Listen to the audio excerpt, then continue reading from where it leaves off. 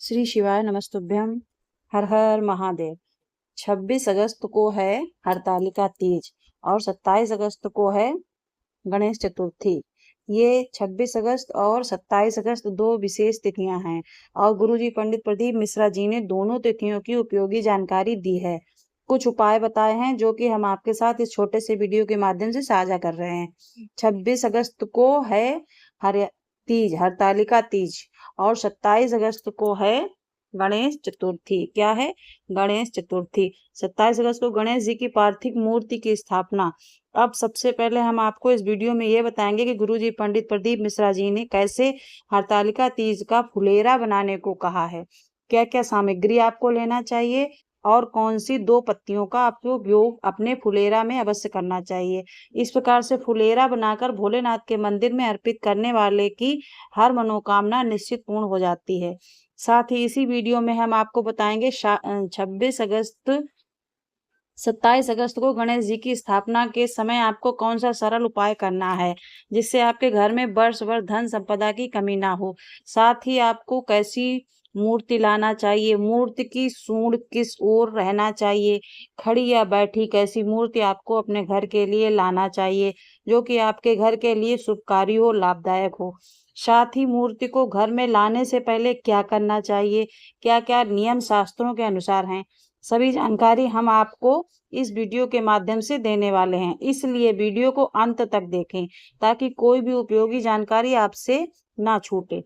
सबसे पहले हम आपको बता दें, 26 अगस्त को फुलेरा बांधने का एक ऐसा पर्व जिसका अगर आप दर्शन मात्र कर लेते हैं तो आपकी हर मनोकामना पूर्ण हो जाती है। गुरुजी ने सभी से हरतालिका तीज के फुलेरा के दर्शन करने को कहा और कम से कम अगर आप 5 फुलेरा का भी दर्शन कर लेते हैं तो आपकी हर मनोकामना पूर्ण हो जाती है। अब हम आपको गुरुजी पंडित प्रदीप मिश्रा जी के अनुसार फुलेरा बनाने का एक सरल और आसान तरीका बता रहे हैं। फुलेरा बनाने के लिए आपको कोई भी पुष्प जो कि भोलेनाथ को अर्पित किए जाते हैं उनका उपयोग करते हुए कम से कम 5 मालाएं बना लेनी चाहिए। मालाएं ज्यादा लंबी ना हो तो भी चलेगा, छोटी छोटी मालाएं बनाएंगे तो भी अच्छी बात है या फिर बड़ी भी बना देंगे तो भी अच्छी बात है। अगर आप बड़ी माला भी लेना बनी बनाई माला लेना चाहते हैं तो आप मार्केट में जाकर 5 बनी बनाई मालाएं भी ले सकते हैं। कम से कम आपको 5 मालाओं का उपयोग करना है या फिर आप 5 से अधिक मालाओं का भी उपयोग करना चाहते हैं तो वह भी कर सकते हैं। आप 7, 11, 21, 51 जितनी मालाओं का उपयोग करना चाहें उतनी मालाओं का उपयोग कर सकते हैं। कम से कम 5 मालाओं का उपयोग अवश्य कीजिए। अब इन 5 मालाओं को बांधने के लिए आपको 4 लकड़ी लेना है और उनमें आपको इन मालाओं को लटका सकते हैं। मतलब चारों कोनों में 4 माला लटका दीजिए और बीच में 1 माला लटका दीजिए या फिर आप एक बांस की टोकरी ले सकते हैं और इस बांस की टोकरी में मालाओं को लटका सकते हैं।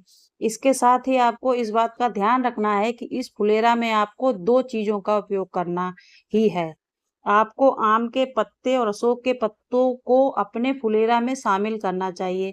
आप माला बनाते समय बीच बीच में आम के पत्ते या फिर अशोक के पत्ते लगा सकते हैं या फिर आप 5 फूल की जो माला बना रहे हैं उसके अतिरिक्त 2 माला या फिर 3 माला फिर 5 माला के पत्ते और अशोक के आम के पत्ते और अशोक के पत्ते की बनाकर भी फुलेरा में लटका सकते हैं। इस प्रकार से फुलेरा बनाकर भोलेनाथ के मंदिर में बांधने वाले की हर मनोकामना भोलेनाथ की कृपा से निश्चित पूर्ण हो जाती है। आशा करती हूँ फुलेरा बनाने का ये आसान तरीका आपको समझ में आ गया होगा। अगर अभी भी फुलेरा बनाने से संबंधित कोई प्रश्न है तो वे प्रश्न आप कमेंट बॉक्स के जरिए पूछ सकते हैं। फुलेरा से संबंधित उपायों की जानकारी हम आपको अगले अगले वीडियो में देंगे। ये जो हरतालिका तीज की हमारे पार्ट 1 उस दिन हमने बताया था, आज ये पार्ट 2 है। उसमें हमने बताया था आपको पूजा कैसे करनी है और क्या क्या सामान लगना है, वो सब हमने इसीलिए अपनी वीडियो जो पिछली साल हमने पूजा की थी उसकी वीडियो निकाल के डाल के दिखाया। आज फुलेरा का बता रहे हैं। अगले पार्ट में हम आपको सुबह कैसे पूजा करनी चाहिए उसका पार्ट 3 दिखाएंगे। तो अगर आप इच्छुक हैं जानने के लिए तो कमेंट कीजिएगा। आप चलते हैं आगे। मनोकामना भोलेनाथ की कृपा से निश्चित पूर्ण हो जाती है। आशा करती हूँ फुलेरा बनाने की जानकारी आपको पसंद आए। फुलेरा से संबंधित उपायों की जानकारी हम आपको अगले वीडियो में देंगे। अब बढ़ते हैं इस वीडियो के अगली विशेष जानकारी की ओर। 27 अगस्त 2025 गणेश जी की स्थापना में आपको कैसी मूर्ति का चयन करना चाहिए। सबसे पहले आप ये समझ लीजिए, अगर आप घर में गणेश जी के स्थापना करना चाहते हैं तो इस प्रकार की मूर्ति का चयन करें। गणेश जी को की जो सूंड होती है वो गणेश जी के दाईं ओर मतलब राइट साइड होना चाहिए। गणेश जी की सूंड अगर दाईं ओर है, ये गणेश जी घर के लिए काफी अच्छे और शुभकारी होते हैं। इस प्रकार के गणेश जी की स्थापना से शुभ कार्य होते हैं, संपदा की वृद्धि होती है, वैभव की वृद्धि होती है, लक्ष्मी की वृद्धि होती है। अब ऐसी मूर्तियां जिनमें जो की सूंड बाईं ओर मतलब लेफ्ट साइड गणेश जी की ओर रहती है, तो यह गणेश जी दुकान, व्यापार, ऑफिस इनके लिए कल्याणकारी साबित होते हैं। तो अगर आपका व्यापार है, दुकान है, व्यवसाय है, कार्यालय, तो वहां पर आप बाईं ओर मतलब लेफ्ट साइड वाले गणेश जी की पार्थिव मूर्ति की स्थापना कर सकते हैं। अब यहाँ पर आपको दाईं सूंड और बाईं सूंड में परेशान होना की कोई आवश्यकता नहीं, परेशान होने की कोई आवश्यकता नहीं। हम जो आपको बता रहे हैं वो गणेश जी की मूर्ति के दाईं ओर या फिर बाईं ओर बता रहे हैं। आपके दाईं ओर या बाईं ओर नहीं, मतलब कई लोग बोलते हैं कि गणेश जी की मूर्ति के दाईं ओर कि हम आपके खड़े हैं, सामने से देख रहे हैं, हमारी दाईं ओर तो आपकी कोई लेना देना नहीं। आपको मूर्ति की, जो आपके सामने मूर्ति है उसका दाईं ओर देखना है। सरल भाषा में मैं समझाऊं तो आप गणेश जी की मूर्ति के पीछे जाकर खड़े हो जाइए, मतलब पीठ के साइड जाकर खड़े हो जाइए। इसके बाद आपकी दाईं ओर जो होगा वो गणेश जी का भी दायां होगा, आपका बायां होगा वो गणेश जी का भी बायां होगा। इस तरीके से देखते हुए आप दाईं ओर जो सूंड है इस प्रकार के गणेश जी को अपने घर के लिए ला सकते हैं, या फिर बाईं ओर के लिए सूंड के लिए अन्य स्थानों के लिए ला सकते हैं। अब घर के लिए आप गणेश जी ला रहे हैं, घर के अंदर प्रवेश करने से पहले आपको कौन सा सरल और आसान उपाय करना है। एक नियम है, एक पूजा की विधि जो कि शास्त्रों के अनुसार इस प्रकार है। अब घर के लिए गणेश जी की पार्थिव मूर्ति ला रहे हैं तो इस बात का ध्यान रखें कि घर में लाने वाली मूर्ति बैठी हुई होनी चाहिए, गणेश जी आराम करते हुए नजर आए, इस प्रकार की मूर्ति को हमें घर पर लाना है चाहिए। हमारा शास्त्र कहता है कि गणेश जी जब खड़े होते हैं तब वे श्रृंगार करते हैं, और गणेश जी जब बैठे रहते हैं तब वे धन, संपदा और वैभव प्रदान करते हैं। गणेश जी की मूर्ति को घर में लाने से पहले आपको घर के मुख्य द्वार के दोनों ओर दीवार में स्वास्तिक बना देना है। एक स्वास्तिक आप हल्दी का बना सकते हैं, एक स्वास्तिक आप कुमकुम का बना सकते हैं। अब किस ओर हल्दी का स्वास्तिक है, किस ओर कुमकुम का, ऐसा कोई जरूरी नहीं है, आप किसी और कोई भी हल्दी या कुमकुम का स्वास्तिक बना सकते हैं।